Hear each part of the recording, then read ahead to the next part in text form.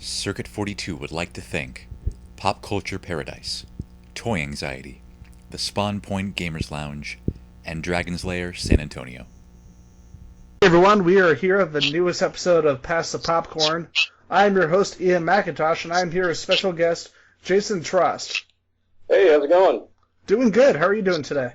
I'm doing great. Just, sitting here waiting for the onslaught of summer movies that I am smack dab in the middle of. Pretty excited. That is pretty freaking awesome. So for those 5 people on the internet who don't know who you are... I think it's probably more like 5 million, but yeah, thank you. Hey, those both have the same number, which means they're the same. But for those 500, see what I did there? It's 500 people on the internet who don't know who you are. Who are you and what do you do? Who am I and what do I do? I'm the director of such worst films ever made, such as The FP, All Superheroes Must Die, Wet and Reckless, and now the upcoming How to Save Us. Now here's a question. You say you're one of the directors of some of the worst movies ever made? Well, I'm just poking fun at the internet. I get you wouldn't believe the onslaught of just hate mail and comments I get on a daily basis about how I should basically just cut my own head off and put my head put what's left of me in the sand just because I try to make movies. I think the problem is because I can make things that have a little bit of production value, they assume that I have a lot more money to make these things, and I'm kind of like in the Hollywood system, which couldn't be further from the truth. I'm just a white trash kid from a mountain town that decided to screw it with some friends and started making movies. And it's a compliment, if anything. I think it's hilarious, but I'm more infamous, I think, at this point. See, because I remember like back in the day, I grew up a huge John Carpenter kid. Oh, yeah. And all of my friends would watch the movies and be like, "Oh, these movies look cheap," especially as I got into when it was in like the 90s, early 2000s. I was introducing people to Carpenter films. They didn't realize, like you were saying, that the movies had just enough production value to look like they could be a Hollywood film. But then all of a sudden you'd have like these just awesome effects that are like, oh, okay. And so I think a lot of people that I showed these to, unlike myself, they didn't realize that these weren't studio pictures. Yeah, exactly. And then you get judged like you're a studio picture, which is unfair because, most of the times I have like a $20,000 budget on a movie, and if you know what that actually is, it's so minuscule. Like, just do the math on how much it costs to feed 10 people a day and multiply that by 20, and you're already really cutting into your budget. But, it's one of those things. People just don't understand how to make a movie. They think if they can watch a movie and tell what's wrong with the movie, that automatically means they know how to make one, and that's not necessarily the case. I wish it was, but it's a lot harder than that. I just think it's really cool that you've just kept on doing that because, like we were saying before the interview, like, I've seen FP and I've seen All Superheroes Must Die, and they, for me, the movies were, I saw these really cool concepts, and they had like this layer of cheese that just made it a little bit more fun. But for How to Save Us, it just seems completely tonally different, which gets me really excited about the movie. Yeah, it couldn't be more different than my other movies. Unless I did something really wrong and I don't realize it and I'm delusional, there isn't a lot of cheese in it. Like the other movies, it's definitely my most serious movie to date. It's a very personal movie, and it's kind of a family drama hidden in a ghost apocalypse thriller, last man on earth sort of movie. It's such a cool genre, and it's one of those, like, especially with games like The Last of Us and movies like The Road coming out. It's so cool to see this genre from the 70s. What kind of had its heyday in the 70s kind of coming back now. Yeah, I Am Legend was always one of my favorite books growing up when I was a kid. And I always loved the Omega Man. I don't care how much different it is in the source material. That sort of 70s Last Man on Earth movie is it's always been one of my favorite genres. Like, that's why 28 Days Later is always been my favorite zombie movie. So I think they really nailed just like that gritty, like, man on the street sort of against the, army of undead vibe. I've always loved it. I love Impossible Odds in movies. And that was another movie where people, they didn't really realize, like, maybe like the way they shot the movie gave it away a little bit. But that was another movie where people didn't realize how low the budget actually was. And the fact that it got a huge studio release was just crazy. And, that was another one, too, where it's like some people discount it now, and it's like that pretty much started the onslaught of zombies that came back. Yeah. I mean, hell, Walking Dead even stole their opener from it. Yeah, pretty much. Like, I think even Robert Kirkman has talked about that he said that was, as far as tone, that was like one of the huge influences on both the comic and the show. I'm all for like influence, but like straight up guy waking up in a hospital after the zombie invasion is, pretty close to the same thing. Yeah. I can't believe they got away with it. Yeah, I gotta agree with you on that. So, with your movie How to Save Us, what is the movie about? The movie essentially it's a family drama about siblings that are having to deal with the death of their parents, and in the midst of this, their younger brother Sam goes to Tasmania to try and find out what the meaning of life is, I suppose, or something like that, because he's trying to find himself, a coming of age sort of thing. And as luck would have it, when he does that, a sort of ghost apocalypse erupts in Tasmania, and then Brian, his older brother, which is played by me, has to go in and rescue him after he receives a notebook that tells him all of the rules to survive against the ghosts in the apocalypse. Now, something that I thought was kind of cool about the movie, like from what I've seen so far, is the idea of it being based around electricity. Yeah. And it's just a really weird concept because I've never seen that before. And I was wondering how you came up with the idea of like electricity-based. What would you call them? I mean, they're more like demonic than anything, right? We never really mentioned it in the movie, but we kind of just referred to them as the statics, which is just an easy way to do it. But essentially, why I came up with the idea for electricity with them is that if people are made up of energy, and that's like their core, if you want to get into the science of it, why don't we just say that ghosts feed off electricity? And there's so many things when you go into ghosts and you research them, whether you experience it or not, or just watch the ghost hunting shows. There's so much where ghosts manipulate electricity, and I was like, well, why is that? Is that something they feed off of? And we try to actually go into a little bit of the science behind what we think could, lead to that in the movie. And because of that, they can, and it's like, since I'm a big fan of survival horror video games, such as Resident Evil and Silent Hill, which were the two biggest inspirations for this, is that the radio can pick up the static interference from the ghost radio waves because of the electricity malfunctions, interference with them. And just little things like that all around. Like if you're a survival horror nut, you'll definitely realize where we paid homage in certain areas. See, I thought that was a Silent Hill reference, but I wasn't sure. Oh yeah, absolutely. There's a lot of Silent Hill in it, for sure. Even the way the movie is shot is like a Resident Evil game. Like, how the original, first three Resident Evils, how they were just static shots, like security camera angles that you walk from frame to frame, yeah, and they never follow you? That's pretty much how the entire movie is shot. It feels like you're playing a Resident Evil game. So, something I wanted to ask you. As of recently, you've had a lot of small appearances in different movies, like The World's End.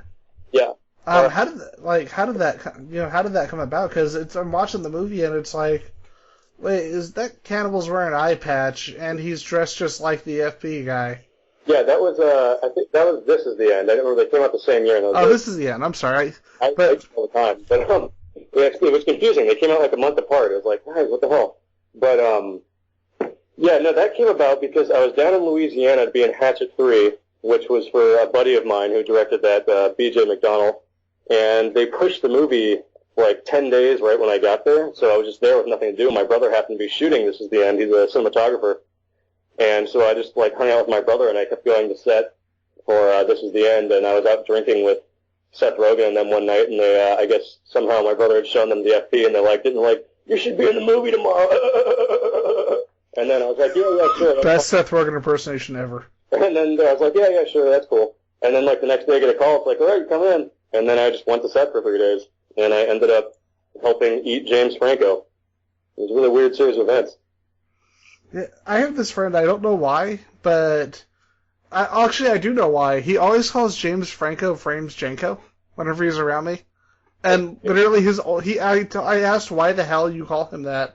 And he said, because I know that you like James Franco, and I know at one point you'll get mixed up and you'll accidentally say Frames Janko, and then I'm going to laugh at you. That's a long con joke, man. Exactly. And I love that at some point, there's no specific time frame. So, I've got to ask, what was it, compared to working on one-year movies and working on This Is the End, were there any big differences between the two? I mean, the amount of money you just get to sit there and watch them burn is quite a spectacle. Just because when you're so used to saving every single penny you can, and then like even down to like, because the way I make my movies is I have to write them in mind how this can be made with under 10 people, like, and it includes actors, it includes everything, and it kind of like influences your story structure, everything that you can think of. So just to watch a movie where it's like, if they want something, they just talk to one of the 30 people around them, and all of a sudden it just appears. It's miraculous. It's really fun to watch. And and then like I'm used to just shooting with one camera if I'm lucky, and like they always have 3 cameras set up, and there's just like the craft service table. The budget for that is just more than anything I've ever. It's just absurd. You can really get lost in it. You can see how they really just get comfortable with that and keep on doing it. I'm sure it's addicting because it's nice. Now, quick question regarding going back to your new movie. Like, is this the first time that you've shot internationally? Because like that was the big thing that kind of threw me, was just the vastness and scale. No, my movie Wet and Reckless, which was that weird little reality TV pun movie. We went to Thailand for that one, but this one is definitely the grandest scale, because I think on this one we shot. God, we shot both in the Los Angeles area. We shot a little bit in the FB, which was fun. But we shot in Sydney. We shot in south coast of Australia and then Tasmania. So yeah, in the course of like a month, we had just traveled like 8,000 miles. It was pretty insane. That's pretty awesome. Was this like a? Sorry. No problem. I was just gonna ask, was this a co-production, or was it something that was completely financed in-house? It was completely financed in-house. Which is a funny story because my buddy David Helmore, he's down in Australia. I met him at the film festival where I showed Wet and Reckless and All Superheroes Must Die years ago, and we just met drinking one night, hanging out, and we had similar interests and this and that. And then as it kept, we kept in contact, and then one day I think we were just having a couple drinks, and we were like, we should make something. I was like, well, I got this little idea for a ghost movie. And then we're like, all right, let's co-fund it together. And I was like, yeah. And then next thing I knew, we had $20,000 and we made the movie. It was just a really funny series of events where it just kind of happened, almost like us just like joking like we should do this. And we're like, no, seriously, let's do it. And then it just happened. So here's a question for you. Like, considering the way that you film movies and how, if you did have the opportunity to go onto any kind of Hollywood project, would you do it, and what kind of movie would you want to do for like your first film? I would definitely do it, but I wouldn't want to do one that was too big. Because in my experience, the bigger the movie, the less control you get, and the more they just use you as a mascot or a fall guy when the movie doesn't turn out the way they've calculated in their spreadsheet. So for my first movie, I definitely wouldn't want to do anything larger than $2 to $5 million, and I would definitely want it to be something of mine. Because, I mean, I'm sure you know on the internet, like, if you do anything that already has an installed fan base and you try to put your own spin on it, you're just, massacred. And I'm not really looking for that. I'd like to, develop my own little world and kind of, follow a similar path to John Carpenter if I ever did it. It's like you make these small little movies that just stick with people forever. Like, I'd love to make The Thing someday, my version of that, whatever that is. I know, Tarantino, like, he was asked a long time ago in an interview if he'd ever do a comic book movie. And he said that just because, like you said, you try to do something that's been based off another work, the fans are not going to let you go. They're not going to let you do what you want. They're going to have that tight rein, and if you don't stay within that rein, you basically catch hell for it. Yeah, absolutely. So it's like, you're damned if you do and you're damned if you don't. If you give them exactly what you want, it wasn't right, and if you give them something different, it's not right. So it's like, you just have to make what you want to make and just walk away and be happy with it. And like, even look with Batman versus Superman right now, everyone's bitching because Batman and Superman can't fight yet. They need to do what Marvel did and force us through 10 movies of setup before we can do that. And I'm like, I'd rather just see them fight so we can get that out of the way, because I've seen enough superhero movies at this point. But that's just me not being a huge comic fan. I mean, I grew up on Batman, but like the animated series back in the 90s. That's my experience with Batman. And I like it when movies are kind of more episodic, which superhero movies now kind of all have to be like a cinematic television series, which I'm not so much into. I really liked it back in the day, like even with Batman the Animated Series or X-Men the Animated Series when I grew up on, where every episode's like a different adventure. It's this week on Batman. It's not like the ongoing 20-episode saga of the Marvel Universe, which is great, but if you look at it in certain terms, we're just getting like Iron Man 12, Iron Man 13, and then, I'd kind of like something different every once in a while, and that, making those big movies doesn't really afford the risk to do something different. I do think that in many ways that's probably why Guardians of the Galaxy held such appeal to people. Oh, yeah. Because even though there was a loose connection, it was pretty much just its own thing. Like, there's a connection to the universe, but for the most part, these were all new characters that most non-comic fans had never seen before. Yeah, I love, like, all the moments in that movie, and it's its own thing, like, I love it. I love the, cheeky Star Wars sort of space movie, like, that was so much fun, and, like, the soundtrack was great.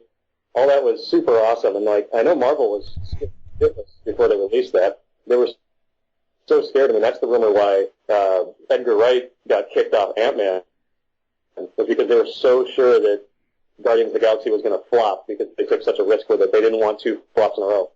Yeah. And, and behold, ended up being the highest grossing movie of last year, and then now they're like, oh, shit. But it just goes to show you, people want different. And somehow I don't think they're going to let him make the Squirrel Girl movie that he wants to make.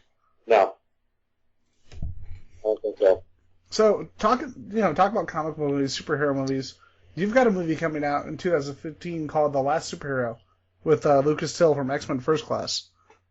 Well, it's all very tentative at this point. That movie's had a very, very rocky history. It started out as a world without superheroes, and then I guess there's a comic somewhere of a world without superheroes, and that comic creator Facebooked me at some point and threatened to sue me if I didn't change the title. So that was interesting. And then I was like, whoa, Jesus. And then, so, changed the title. But beyond that, like, we went through, like, 30 different drafts of that movie, like, 4 different production companies, each one trying to, like, take the rights from us and turn it into a CW movie. And we're like, that's not where we want to make this. And then now I finally found a way, I think, to make it super small, super contained. And it's a superhero movie that I've never seen done before, for better or worse. And I want to keep that idea under wraps because I'm afraid that if I tell anyone what it is, it's so simple, anyone could steal it. And I'm hoping to pull that off in between some of my bigger movies this year in secret. Well, I'm definitely looking forward to seeing it. And having somebody like Till, like, he's one of those actors where even when he does a big movie like First Class, no one seems to recognize how talented an actor this guy is. Yeah, no, trust me, he's amazing. Like, I've worked with a lot of different actors, big and small, at this point, and he's totally the real deal. He's like one of the only ones where, because when you're watching a movie, you're always seeing like a splice of 10 takes put together to make one good take for actors. He's always good, take one on, like, and that's really a rare thing. And there's no ego. He just shows up and does his job, it's very refreshing. And I love having him in anything I can. So, if this actually comes to fruition, that would be super awesome. I remember, speaking of actors who they really had trouble reining in, when Jack Nicholson was signed on for Batman back in '89, like, you had a guy who, I mean, we all love Jack. Jack is awesome, but you have a guy whose nightlife was basically cocaine and hookers. Yeah. And then he came in, and you have a new director, who really could not rein in a guy like that at all. Mm-hmm. And the fact that you got such a good performance out of him in the movie, even though it is basically Jack Nicholson in clown makeup, is crazy when you really think about that. Yeah, absolutely. Well, I'm sure Jack Nicholson probably did a lot of what he wanted to do, and I guess they could string enough of that together to make a psychopath that's bipolar, so I think it probably worked out. Yep. Now, as a director, I wanted to ask, like, how did you first get really interested in making movies? And what were some of the big movies and directors influenced you? Well, I think I first started making movies, like, with my dad's little, like, crappy high-8 video camera back when I was, like, in 5th grade, so I was, like, 9 or 10. Started making G.I. Joe movies. I'd build little sets and, like, walk them around on strings. And, I mean, they were terrible, but they were fun to make. And then when I got into high school, I got a little bit of a better camera, started making a bunch of shorts all the time with my friends. I mean, that's how the FP came about and some other things where I just made these silly shorts.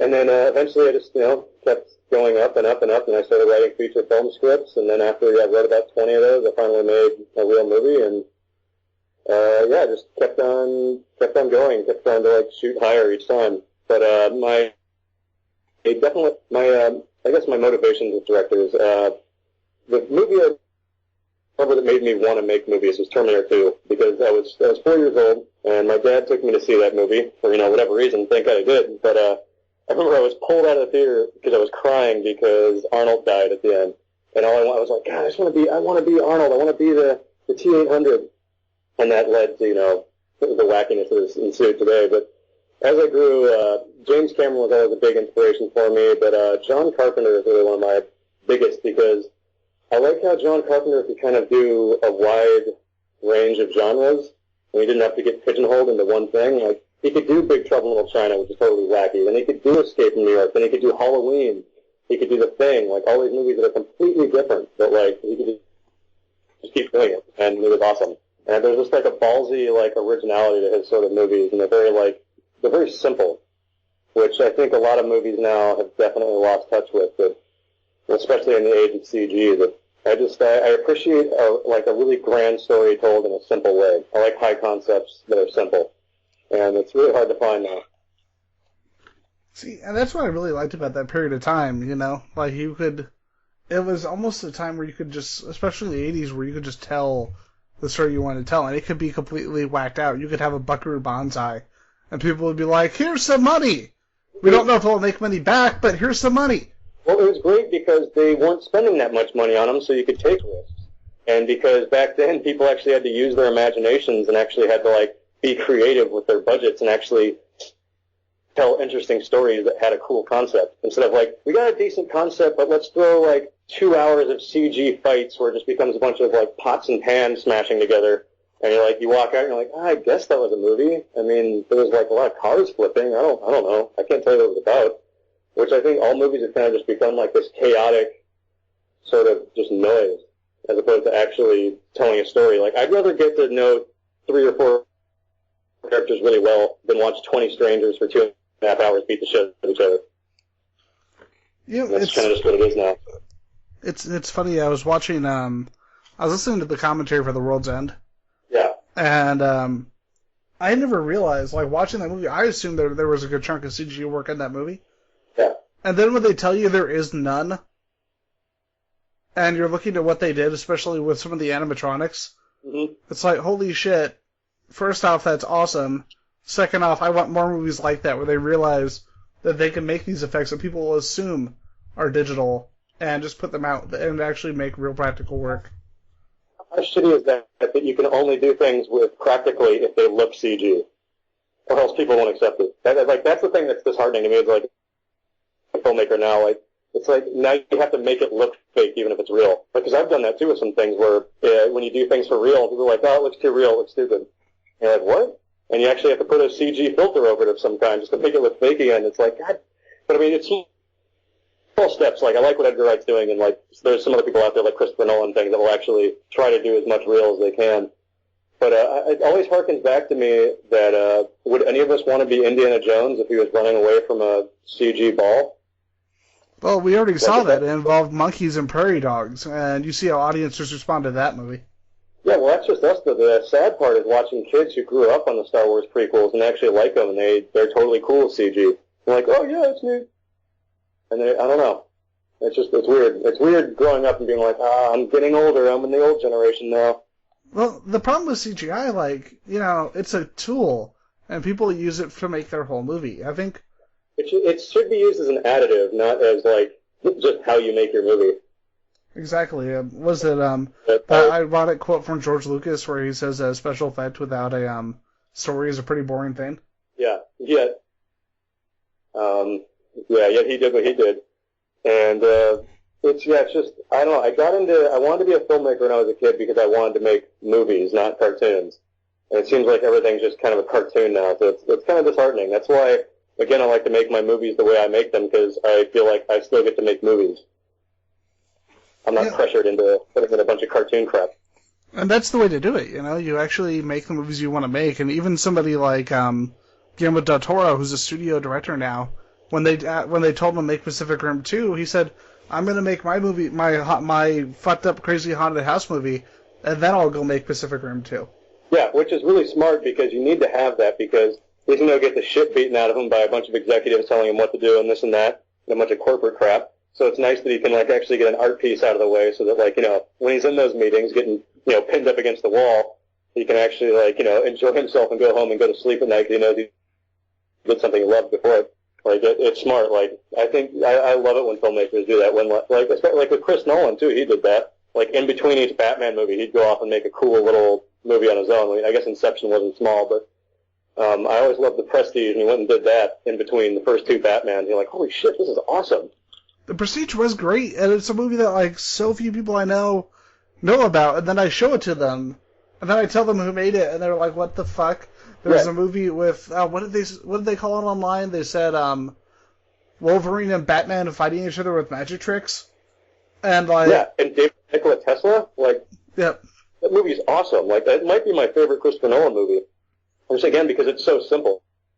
And awesome. It's funny, the more you read about Nikola Tesla, the more you realize he was like the David Bowie of science. Yeah. And it's so sad when you realize just how spot on what happened to him at the end of that movie was to what happened to him in real life. Oh, yeah, like just how he basically could have saved a lot of our problems in the world right now. But money won, like it always does. Yay! Yeah. So one of the last things I wanted to ask you about, and one of the big things that people always talk about. Now correct me if I'm wrong. I've read that the reason you wear your eye patch is that you're actually blind in your right eye. Is that true? Yeah, that's correct. So what do you think about the fact that this has become a thing that people identify with you now? Did you expect that at all? I didn't expect it. I probably should have, but I definitely I'm totally cool with it because in this day and age, where there's so many people trying to do what we do, it's nice to have a kind of identifying feature that kind of, you know, you can be pointed out of the crowd with, because it definitely helps. And it's a signature, whether it's good or not. Like, you know, it's something to remember. You'll be happy to know I'm not gonna. Sorry. What's that? I was gonna say you'll be happy to know that I'm probably the only person who's not gonna ask you if you're gonna make a pirate movie. I would love to. I have an idea for one. It's more akin to an FP sort of movie, but there's one I would always love to do. I mean, I can't say anything about it, but God, it would be an action comedy fantasy of epic proportions someday. It's just so cool and so kind of refreshing to see, you know, a director like yourself who is not letting the fact that there's not that giant studio push stop you from making the kind of cool out there movies that you want to make. I think the people that let that happen, they're kind of in a different generation, like the one above me, where they're kind of used to it. They think that if you don't have anyone to back you up, you can't make a movie, which isn't true anymore. You can make a movie on your laptop. You just need to learn how to do everything. And over the years, I've slowly but surely learned how to do just about everyone's job to where if I had to, it'll take me longer, but I can make a movie almost by myself. And I think if you can't do that, you're going to be lost in the dust in this generation of filmmakers, because if that's available to anybody, and if you don't take advantage of that, you're just going to be left behind. And it's like, the only way you're going to, get your movies made in this day and age, I feel like, is just to do it yourself. Because there's a line out the door of people trying to pitch, their story to everybody, and I'm sure and a lot of them are even great. I bet there's some of the best, projects that we've ever even heard of. They're being pitched right now, but they'll never happen just because of the overabundance of, people trying to do that. And I feel like you just have to make it now. It seems like Robert Rodriguez was kind of the start of that mindset, No, Robert Rodriguez is a badass. I love what he does. And even still, he's not in the Directors Guild, I don't think, because he's just like, fuck it. I'm going to make my movies, screw all you guys. Now, speaking of all the weird guild rule bullshit, did you ever hear what happened to Bruce Willis when he did 4 Rooms? I don't think so. Well, he decided to do it for free because he had loved working with Tarantino so much. Yeah. He just did it for free just because. And the Screen Actors Guild almost dropped him. Like, they told him, you didn't take a pay on this, you were uncredited. And they actually threatened to drop him out of the Screen Actors Guild. Because they were going to make so much money off him in the future. Yeah, SAG likes to throw around a lot of empty threats like that. Because I don't know if a lot of people know, but SAG, you have to pay them a fee every year, and then you have to give them, I think it's 2% of what you make a year. Which, if you're a regular actor that only makes like $5,000 a year or something, that's nothing to whatever. But if you're making $20 million a year, these guys are getting $200,000 off you. So they're making a lot of money off you, and they're not going to drop you. See, and that's why so many actors are so willing to join the Church of Scientology. Yep. Because they're already doing it anyway. Mm-hmm. No, it's all a cult. It's just which one do you want to be in? Yep. It's like, well, this one believes in aliens and has airplanes, so this one sounds pretty awesome. Yeah. I don't know, that's the whole thing. Like, whichever story you pick in the end, whichever religion you want, like, they're all mythology. Just pick the one that applies to you, I suppose. They're all just a bunch of neat stories.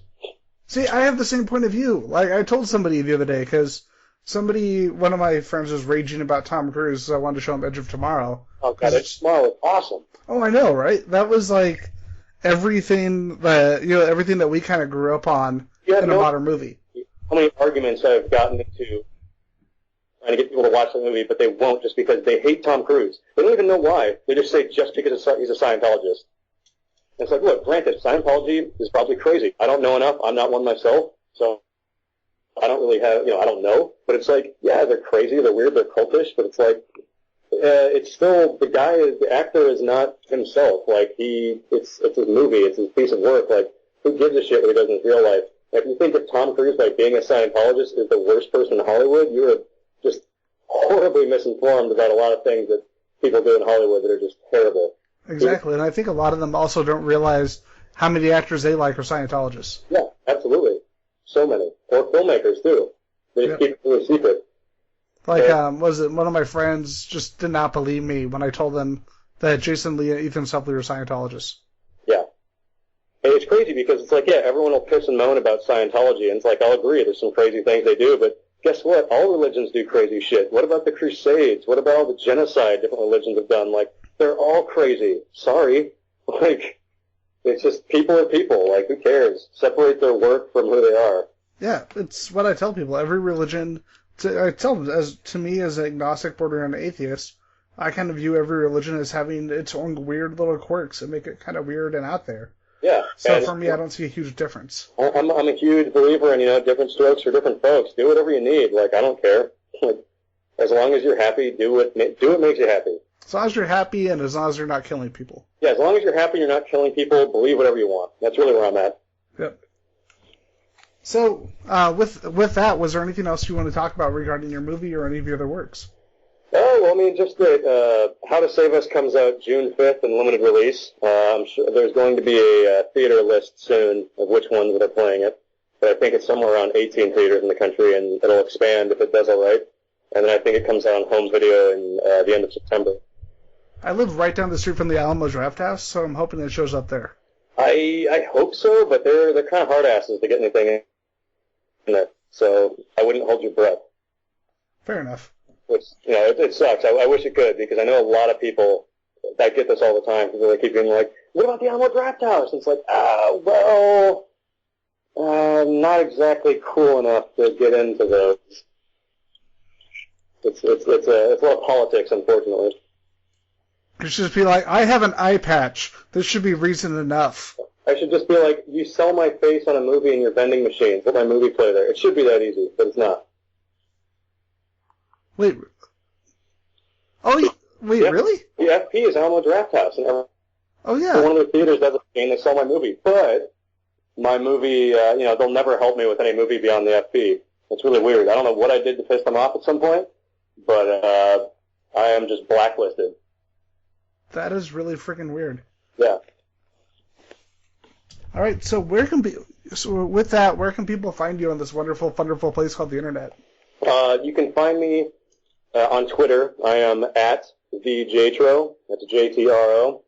And on Facebook, just type in Jason Trost, and my fan page should come up. Awesome. And with that, I want to thank you for coming on the newest episode of Pass the Popcorn. Yeah, sure. Thank you very much. It was fun. All right. So with that, keep on watching movies. Make sure you go see How to Save Us, whatever way you can. I can't talk right now.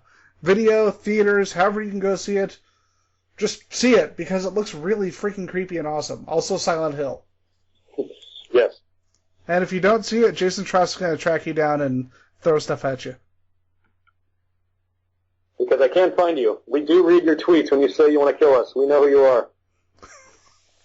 See, I'm lucky. No one goes to my Twitter page, so I haven't had that yet.